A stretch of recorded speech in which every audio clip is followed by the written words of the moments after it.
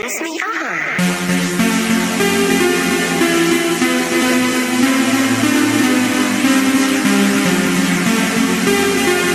Gym Bros Unite!